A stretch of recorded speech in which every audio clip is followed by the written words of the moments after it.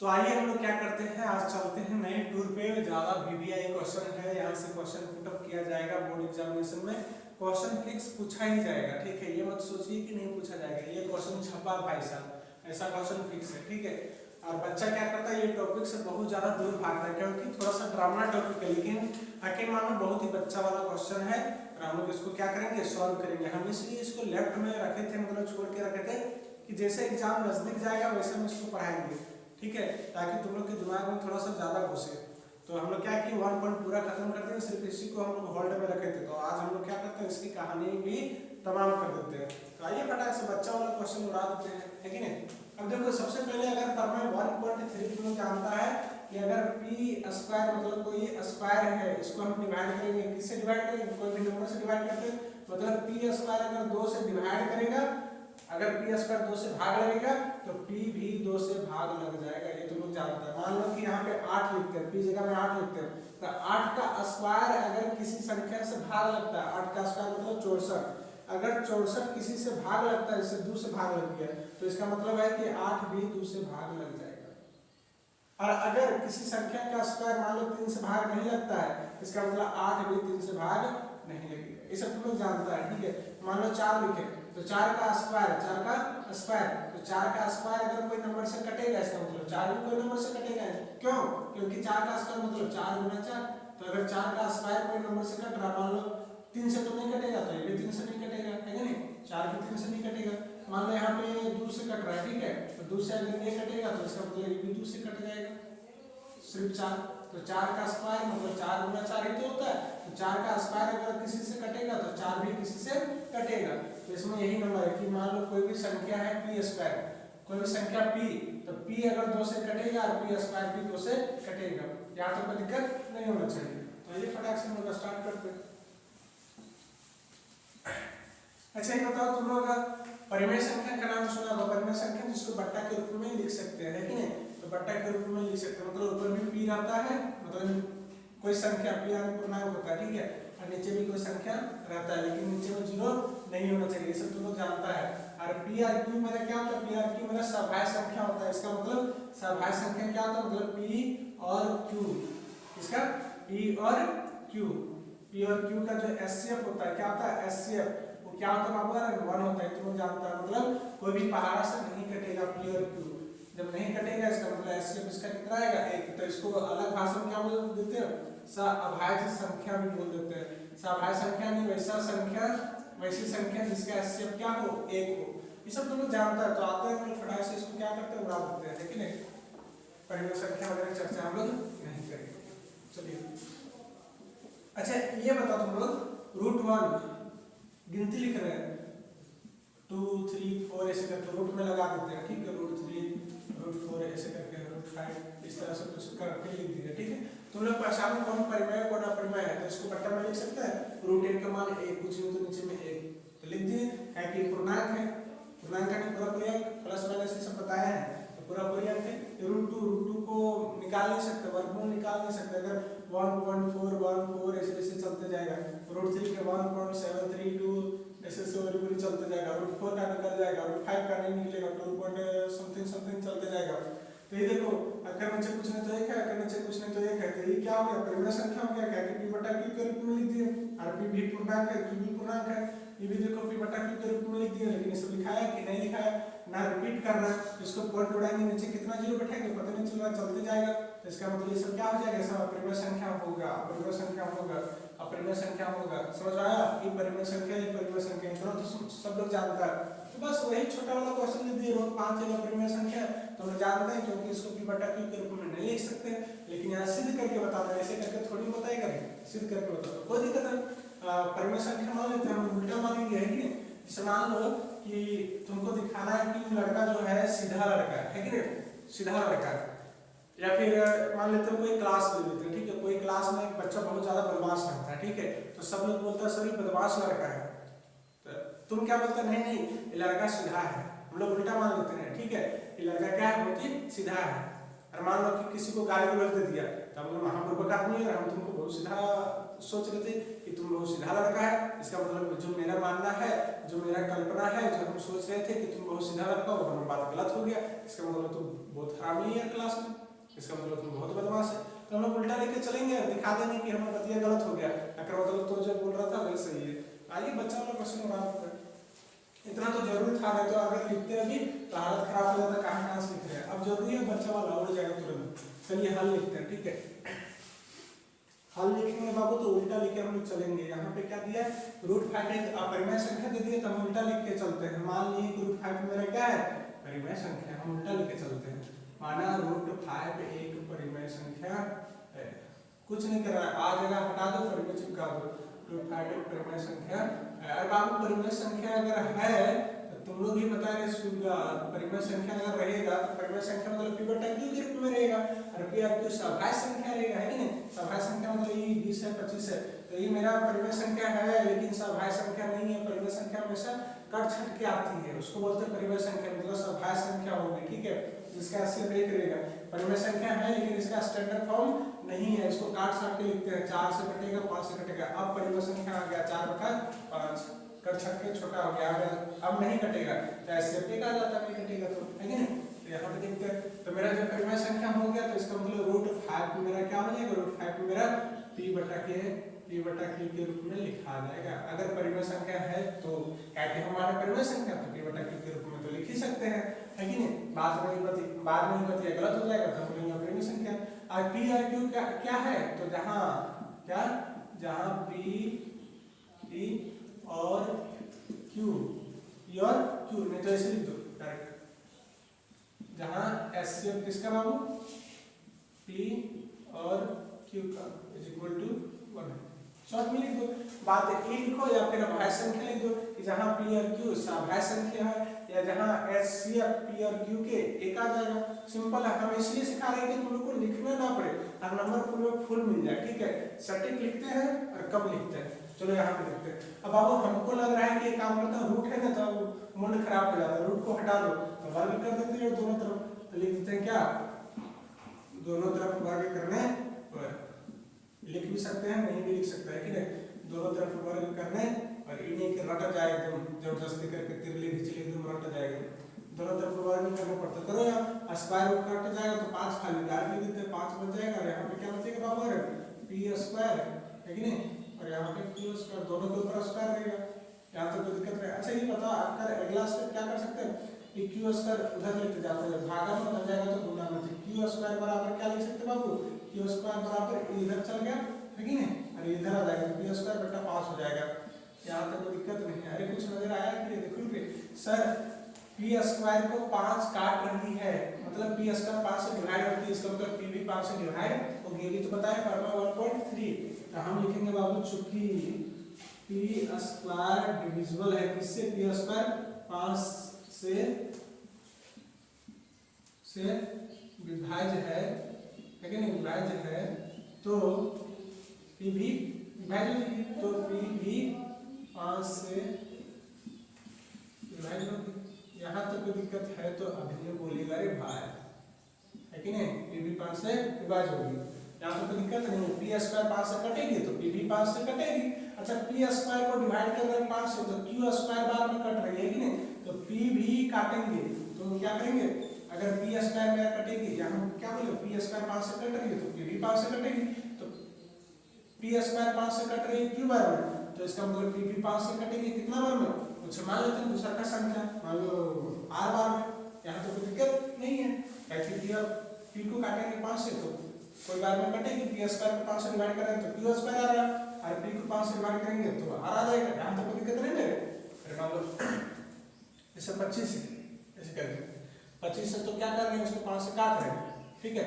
अरे आप 5 को 5 से काट रहे हैं तो ये इसको काटेंगे, p² को 5 से काट रहे हैं तो यहाँ पे 5 आ गया, है कि नहीं, तो ये मेरा क्या हो जाएगा q², अरे p भी 5 से कटेगा तो p मेरा क्या, 5 को 5 से काटेंगे तो 1 आ जाएगा, तो इसका मतलब ये क्या, मेरा क्या है r, तो नंबर मेरा अलग अलग आ जाएगा। p² को 5 से डिवाइड करेंगे तो q² आ गया, और 5 को 5 से डिवाइड करेंगे तो r आ जाएगा, कोई संख्या अलग आ जाएगा, यहाँ पे कोई दिक्कत नहीं है। अब ये काम करते हैं कि यहाँ पे कुछ हम चिपका देते हैं, ठीक है। एक काम करते हैं, p² की जगह में हम क्या लिख सकते हैं, p² की जगह लिखना, यहाँ से p निकालते हैं, p निकालेंगे तो भागा में बताया गुना में 5 पर। थोड़ा सा क्वेश्चन टाइम लगेगा लेकिन बच्चा वाला है, इसको हम समीकरण फर्स्ट मान लेंगे। क्या मान लेंगे? समीकरण फर्स्ट। तो हम लिखेंगे p का मान, देखो p यहाँ पे चिपका सकते हैं कि नहीं, तो p का मान कहाँ पर रखेंगे? p का मान समीकरण फर्स्ट में। तो p का मान VBI थोड़ा सा पूछेगा इसलिए ध्यान से पढ़ना है बच्चा वाला। p का मान कहाँ रख देते हैं बाबू? समीकरण फर्स्ट में। कहाँ पे रखेंगे? समीकरण फर्स्ट में। बहुत VBI है, छपल है जाके जमीन के बराबर में, समीकरण फर्स्ट में रखने पर। तो रख दो आराम से, रखने रखना है समीकरण फर्स्ट में रखो। तो क्यू स्क्वायर के क्या रहेगा बाबू? क्यू स्क्वायर ही रहेगा, यहाँ पे क्यू स्क्वायर लगा लो तो क्यू स्क्वायर बराबर पी जगह में क्या लिख सकते हैं? पी जगह में 5r, तो यहाँ पे स्क्वायर लिखा है, इसका मतलब 5r और ऊपर में होगा पर क्या है? स्क्वायर। यहाँ तो कोई दिक्कत नहीं है। और नीचे में क्या बचेगा? 5। इसको सॉल्व करो, 5 का स्क्वायर 25 हो जाएगा, यहाँ पे r स्क्वायर हो जाएगा, यहाँ पे क्या हो जाएगा? 5 25। यहाँ तक कोई दिक्कत नहीं है। इसका मतलब इसको सॉल्व करेंगे तो क्या आ जाएगा बाबू? Q square. क्या आ जाएगा? क्यू स्क्वायर बराबर क्या लिख सकते हैं? बराबर लिख सकते हैं 5r स्क्वायर। यहाँ तो कोई दिक्कत नहीं है। अब एक काम करते हैं, डायरेक्ट यहाँ पे गुना में उतर जाएगा भाग में, ले मजा। इसका मतलब हम लोग क्या लिख सकते हैं बाबू? इसका मतलब आगे, ठीक है, ऐसे भी लिख सकते हैं, वैसे भी लिख सकते हैं। अब इसका मतलब है कि हम यहाँ r स्क्वायर निकाल रहे हैं, r स्क्वायर निकाल रहे हैं, गुना में उतर जाएगा भाग में, तो क्यू स्क्वायर बटा 5 आ जाएगा। क्यू स्क्वायर बटा 5 कुछ नजर आया बाबू? सर क्यू स्क्वायर मेरा कट रहा है 5 से, इसका मतलब क्यू भी कटेगा 5 से। बस वही बता लिख दो, चूंकि क्यू स्क्वायर भाग लगेगी 5 से, क्यू स्क्वायर 5 से छूट रहा है, ठीक है। क्यू स्क्वायर 5 से विभाज्य है तो क्यू भी 5 से विभाज्य हो जाएगी, क्यू भी कट जाएगी, है कि नहीं? क्यू भी 5 से विभाज्य हो जाएगी, क्यू भी 5 से विभाज्य होगी। बस आगे विभाज्य होगी। तुम क्या माना था बाबू? तुम तो माना था सर न पी ककरो से कटेगी न क्यू ककरो से कटेगी, काहे कि दोनों का एचसीएफ एक आएगा, दोनों से भाज्य संख्या है कि नहीं? दोनों का एचसीएफ एक आएगा, ककरो से नहीं कटेगा। लेकिन तुम देखो क्या किया रे बाबू, अरे पी भी 5 से काट दिया, यहाँ पे पी भी 5 से काट दिया और क्यू भी 5 से काट दिया। इसका मतलब पी भी 5 से कट रही है और क्यू भी 5 से कट रही है। तो इसका मतलब तो मेरा मानना है कि जिसका एचसीएफ क्या आएगा? 1। तो हमारा मानना तो गलत हो गया, एचसीएफ तो 1 नहीं आएगा। दोनों 5 से कट रही, तो हाईएस्ट कॉमन जो है दोनों में वो 5 है, तो तुम्हारा तो गलत हो गया, सभाज्य संख्या नहीं है। इसका मतलब जब ये तो गलत हो गया तो यह बतिया तो गलत हो गया, इसका मतलब √5 एक परिमेय संख्या नहीं है। तो फिर क्या भाई सब? √5 एक अपरिमेय संख्या है, तो इसलिए लिखेंगे, ठीक है। इसलिए क्या लिखेगा? इसलिए क्या लिखेगा बाबू? इसलिए √5 एक का अपरिमेय संख्या है। बस डायरेक्ट चिपका दो। 2-3 नंबर का पूछा जाएगा तो रामायण नहीं गा देना, नहीं लिखो काफी है। √5 एक अपरिमेय संख्या है, इसलिए √5 एक अपरिमेय संख्या है।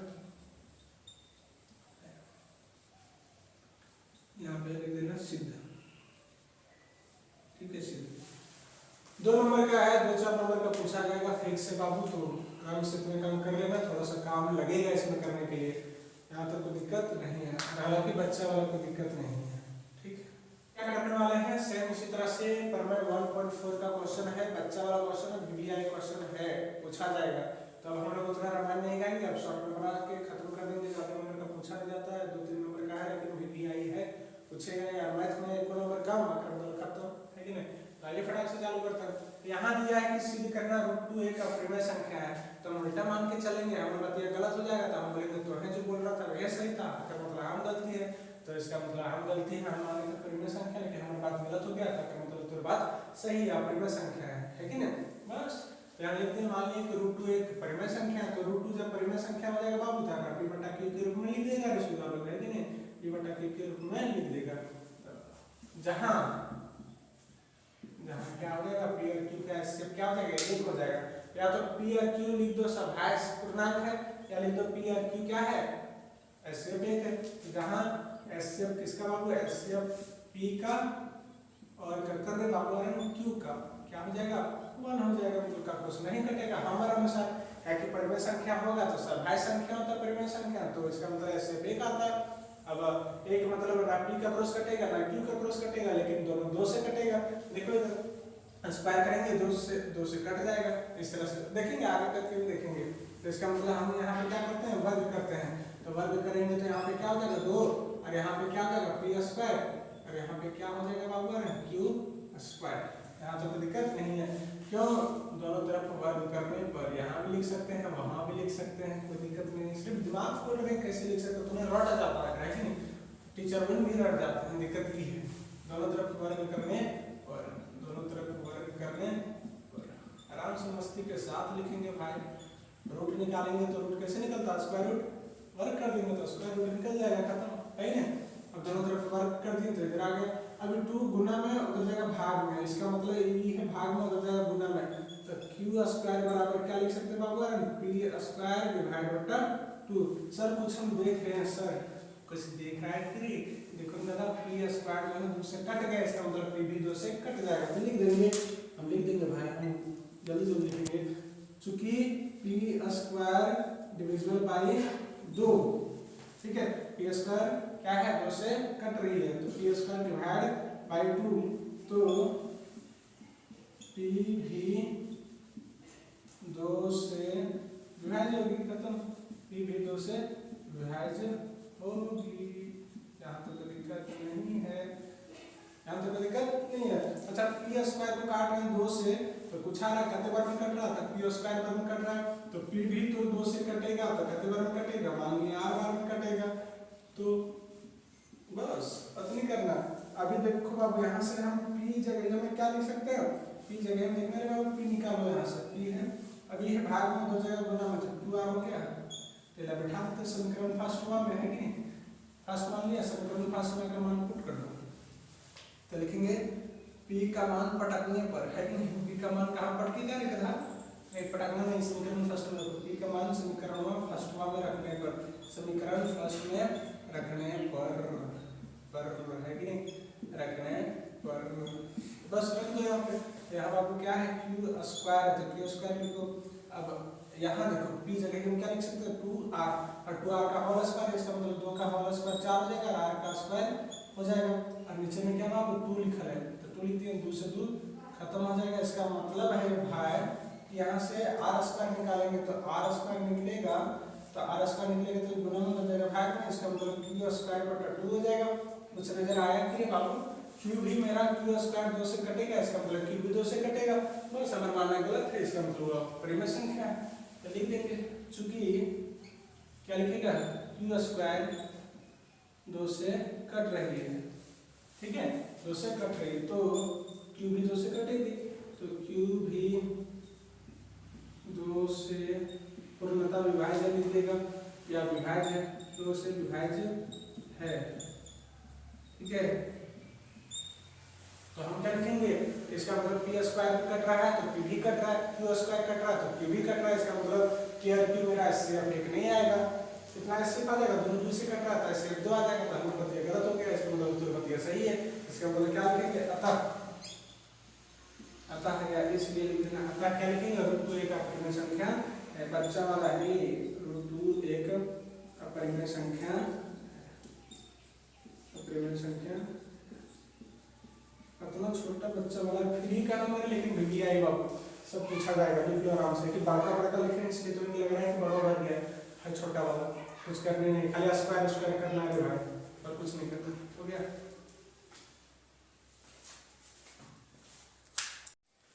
तो हम लोग इतना क्वेश्चन कर चुके हैं बाबू, अपरिमेय संख्या को बताना है कि अपरिमेय संख्या की परिमेय संख्या तुम जानता अच्छी तरह से कि परिमेय संख्या मतलब जिसको p बटा q के रूप में लिखेंगे, और अपरिमेय संख्या मतलब जिसको नहीं लिखेंगे, जैसे 1 को लिख दिए, 2 √1 को लिख दिए, 1 हो गया, परिमेय संख्या का √2 1.14 समथिंग चलते रहेगा, इसका मतलब इसको नहीं लिख सकते हैं, ठीक है, p बटा q के रूप में, तो अपरिमेय संख्या हो जाएगा। √3 नहीं लिख सकते हैं, √4 2 हो जाएगा, परिमेय संख्या हो जाएगा। √5 नहीं लिख पाएंगे, चलते रहेगा, √6 नहीं, √7 नहीं, √8 नहीं, √9 को लिख देंगे, √9 का 3 हो जाएगा, √16 का लिख देंगे, √25 का लिख देंगे, सब जानता तुम लोग जानते, लेकिन सिद्ध करके दिखाया तो ठीक है। इतना क्वेश्चन तुम लोग बना लिया, अभी सब खुद सिद्ध करो, अब नहीं तो आराम से सॉल्व कर देते हैं, कहीं VI है तो देखो आराम से, हम लोग क्या करेंगे, सबसे पहले यहाँ पे दिया √3 एक अपरिमेय संख्या, तो मान लो हम क्या मानेंगे बाबू, माना √3 उल्टा मान लेते, तो माना √3 एक परिमेय संख्या है, एक परिमेय संख्या है। थोड़ा बगल में काम हो रहा है तो आवाज थोड़ी सी जा सकती है, तो माइनस कीजिएगा, ठीक है। तो √3 एक अपरिमेय संख्या है, मान लिया, अपने से उल्टा मान लिए। तो अपरिमेय संख्या जब रहेगा तो इसका मतलब √3 को क्या लिख सकते हैं, p/p के रूप में लिख सकते हैं। और जहाँ पे क्या हो जाएगा, HCF एक आ जाएगा, क्या कर रहे हैं, जहाँ पे p और HCF, जहाँ पे HCF क्या, HCF का कर p और q के क्या आ जाएगा बाबू, एक आ जाएगा, खत्म। या फिर जहाँ p और q सहायक संख्या है तो दोनों तरफ वर्ग करेंगे तो 3 आ जाएगा, यहाँ पे p² आ जाएगा, यहाँ पे q² आ जाएगा, कि लिख देना दोनों तरफ वर्ग करने पर कोई दिक्कत नहीं। अब यहाँ से हम क्या करेंगे, q² बना धकल दिए और यहाँ पे p² बटा में 3 लिख दिए।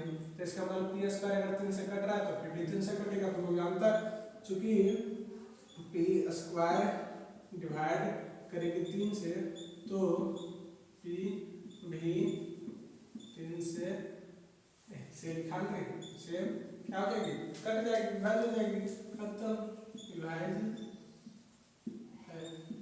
क्या होगी, p² अगर 3 से कट रही है तो p भी 3 से विभाज्य है, खत्म। अच्छा p² 3 से कटेगी q² के बारे में, तो p भी तो कटेगी 3 से, कते बार में कट जाएगी, हमको नहीं पता, तो हम मान लिया r के बारे में, है कि नहीं, r के बारे में। अब यहाँ से हम क्या करेंगे बाबू, यहाँ पे हम निकालेंगे वैल्यू p जगह, ये मतलब चिपका देंगे, लेकिन p जगह निकालेंगे 3r हो जाएगा, तो p बराबर क्या लिखेंगे, 3r, ये सब जानता है, भागा में गुणा में। तो p का मान कहाँ पर रख देंगे, अगर समीकरण में फर्स्ट वाला मान लो, है कि नहीं, समीकरण फर्स्ट में रखने पर तो हम लिख दिए, तो p का मान समीकरण फर्स्ट में रखने पर, यहाँ तक बच्चा वाला है। थोड़ा बहुत इजी लग रहा है ना, थोड़ा बहुत प्रैक्टिस करेगा तो अपना समझ में आ जाएगा, ठीक है। अब p जगह 3r लिख देते, तो यहाँ पे q² आ जाएगा और p जगह में 3, देखो p जगह में 3r लिखेंगे तो स्क्वायर आएगा, तो 3 का स्क्वायर 9 हो जाएगा, इधर रखेंगे तो r का स्क्वायर r हो जाएगा, और यहाँ पे क्या हो जाएगा, 3 हो जाएगा, 3 दिया 9। इसका मतलब है कि हम क्या करेंगे, हम r² निकालेंगे, तो r² निकालेंगे तो ये गुणन में हो जाएगा भाग में, इसका मतलब q² भी 3 से कट गया, है कि। तो जब q² अगर 3 से कटता है, इसका मतलब q भी 3 से कट जाएगा, तो हम लिख देंगे, फिर से लिख देंगे, चूंकि q² 3 से कट रही है तो q भी 3 से कटेगी, तो q भी 3 से विभाज्य होगी, q भी 3 से विभाज्य होगी। यहाँ तक कोई दिक्कत नहीं है, थोड़ा सा स्टूडियो का सेटअप कर लो जल्दी, ठीक है, तो आवाज वगैरह थोड़ा सा नहीं आएगी, अभी थोड़ा सा मैनेज करना 2-4 दिन तक, कोई दिक्कत नहीं है। तो इसका मतलब q² अगर 3 से कटेगी तो p भी 3 से कट रही है, इसका मतलब p भी कट रही है, p² 3 से कट रही है तो p भी 3 से कट रही है, देखो लिख दिए, q² अगर 3 से कट रही है तो p भी 3 से कट रही है, लिख दिए, इसका मतलब दोनों 3 से कट रही है। तो हमारा कहने का मतलब था कि p और q नहीं कटेगी, मतलब HCF जिसका एक होता है मतलब क्रॉस नहीं करता, लेकिन यहाँ तो कट रही है, तो इसका मतलब तुम्हारा बात क्या है, बिल्कुल गलत है। तो हम लिखेंगे इसलिए, क्या, इसलिए तुम्हारा बात क्या है, गलत है, इसलिए क्या हो जाएगा, √3 एक अपरिमेय संख्या हो जाएगी, √3 एक अपरिमेय संख्या है, बच्चा वाला।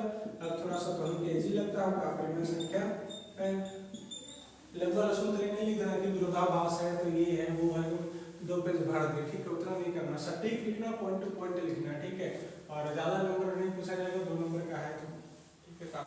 तो आइए हम लोग क्या करते हैं, 1.3 का जो प्रश्नावली है, 1.3 बहुत ही बच्चा वाला क्वेश्चन है, फिर से आ गया, इसको सिद्ध करना है, अच्छा आदमी की हालत खराब हो जाता है, लेकिन बहुत ही बच्चा वाला है, हम लोग क्या पढ़ेंगे, सटीक पढ़ेंगे, ठीक है। 2 नंबर का VBI है, पूछा ही जाएगा एग्जाम में, तो छोड़ेगा तो फिर थोड़ी दिक्कत है, इसलिए मजा से देखते जाओ, मजा तो आएगा, है कि नहीं। अब देखते हैं, यहाँ पे दिया अपरिमेय संख्या होगा, अपरिमेय संख्या को जानता है, अगर p/q के रूप में नहीं लिख सकते हैं, तो हाँ इतना मतलब कोई भी नंबर में मान लीजिए अपरिमेय संख्या, ठीक है, √7 मेरा अपरिमेय संख्या का वैल्यू निकालेंगे तो चलते जाएगा, या √3 मतलब 1.732 ऐसे चलते जाएगा, अगर p/q के रूप में नहीं लिख सकते, पॉइंट उठाएंगे, नीचे 0 बैठा के को बैठाए, चलते जाएगा, को बैठा दे, पता नहीं चल रहा है, इसका मतलब क्या है, अपरिमेय संख्या। अगर मैं आप जोड़ो या घटाओ या गुना या भाग करो, कोई दिक्कत नहीं है, अगर रूट में रह गया तो इसका मतलब अपरिमेय संख्या है, समझ आया, तो अपरिमेय संख्या है, देखिए से पता चल रहा है कि नहीं, यहाँ तक कोई दिक्कत नहीं है, √5 का मान क्या हो जाएगा, 2.24 ऐसे चलते जाएगा, और अगर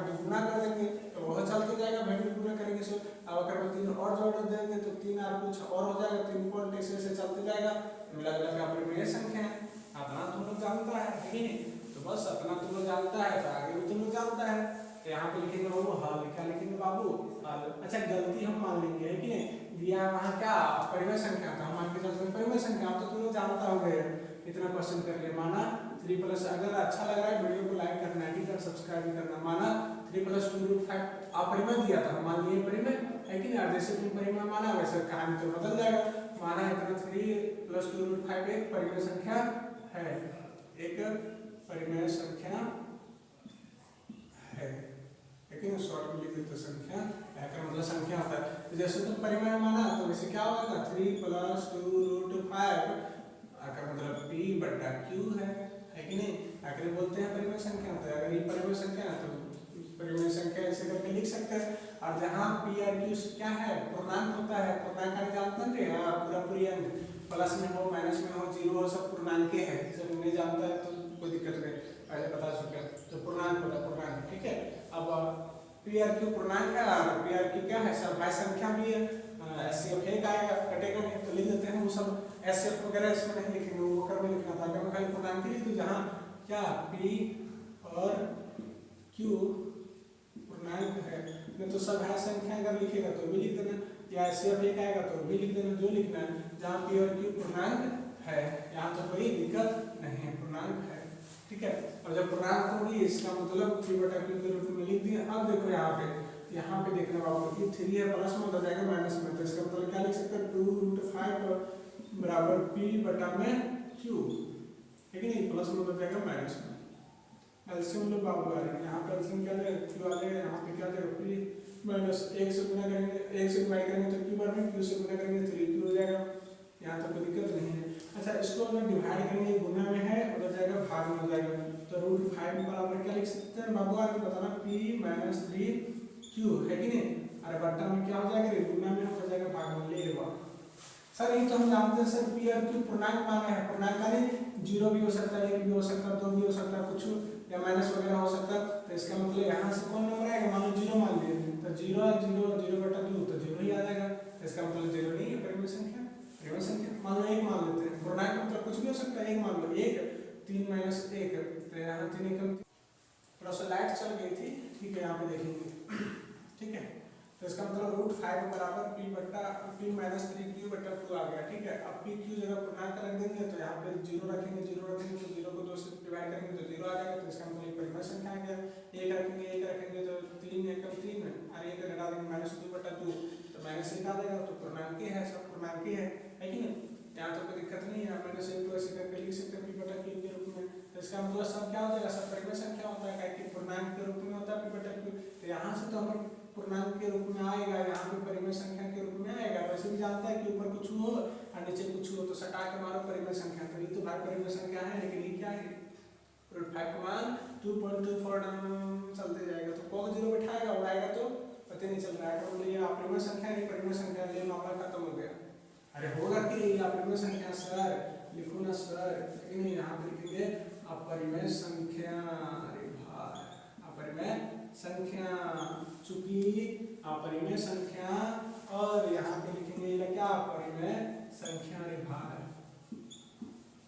परिमेय संख्या है कि नहीं, हमें लिखना है तो तुम अपरिमेय संख्या और परिमेय संख्या लिख दिया, बराबर होगा कि सब बिल्कुल भी गलत बात है, गंदी बात है, बराबर नहीं होगा। ये कारण क्यों हुआ, ये कारण इसलिए हुआ, ये क्या था, ये अपरिमेय संख्या था, अगर क्या मान लिया, अगर परिमेय संख्या मान लिया तो बताइए क्या होगा, गलत हो गया, अपने कारण से दिक्कत हो रहा है कि नहीं, कि ये आ गया परिमेय संख्या, ये आ गया परिमेय संख्या, ये आ गया परिमेय संख्या, आ गया अपरिमेय संख्या, क्यों, क्योंकि तुम गलत माना। इसका मतलब चूंकि अपरिमेय संख्या परिमेय संख्या के बराबर नहीं होता, ठीक है, तो हम क्या लिखेंगे, अतः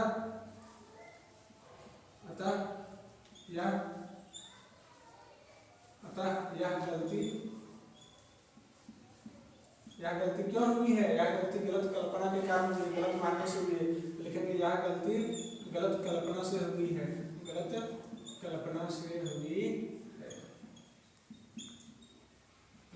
गलत कल्पना है, अच्छा से लिखेंगे से हुई बच्चा वाला हुई है, इसलिए क्या हो जाएगा, इसलिए अपरिमेय संख्या हो जाएगा, तो यहाँ पे लिखेंगे इसलिए बाबू 3 + 2√5 का अपरिमेय संख्या है। एक अरे बच्चा वाला है, बच्चा वाला नहीं है, बच्चा वाला है कि नहीं, बहुत बच्चा वाला, तुम लोग तो बता ही रहे हैं कि बहुत बच्चा वाला है। हाँ ठीक, अपरिमेय संख्या ये सिद्ध हो गया। प्रूव्ड लिखेगा तो प्रूव्ड लिख देना, सिद्ध लिखेगा सिद्ध लिख देना, खत्म।